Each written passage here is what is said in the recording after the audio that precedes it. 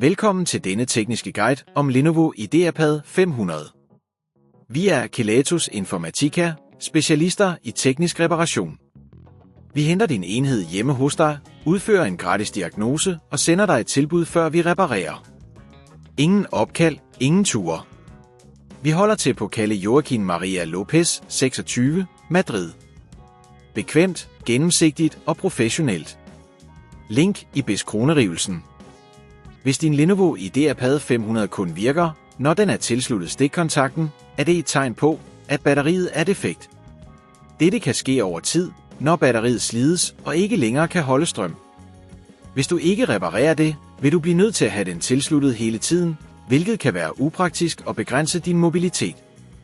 Til denne reparation skal du bruge en lille stjernes kronerugetrækker, en plastikspuder og et nyt batteri, der passer til din Lenovo Ideapad 500.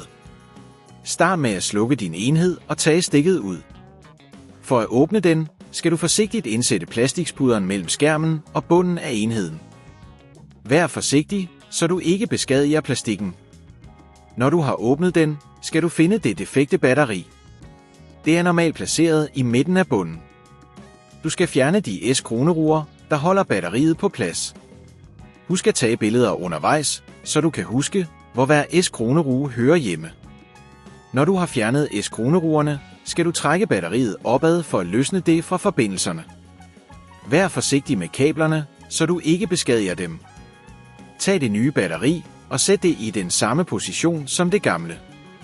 Tilslut kablerne igen og S-kroneruebatteriet på plads med de S-kroneruer, du tidligere har fjernet. Hvis det på dette tidspunkt føles for kompliceret, så husk at vi hos Kelatos henter din enhed hjemme og sender den repareret tilbage til dig. Når alt er på plads, skal du forsigtigt lukke enheden ved at trykke ned langs kanterne, indtil du hører et klik. Tænd din Lenovo Ideapad 500 for at kontrollere, om det nye batteri fungerer korrekt. For at undgå, at dette problem opstår igen, anbefaler vi at undgå at lade batteriet aflades helt, da det kan forkorte batteriets levetid. Derudover er det en god idé at opdatere din enheds software regelmæssigt. Hvis du ikke vil risikere at beskadige din enhed, så henter vi hos Kelatos den op, reparerer den og leverer den hjem til dig overalt i Danmark. Link i beskronerivelsen.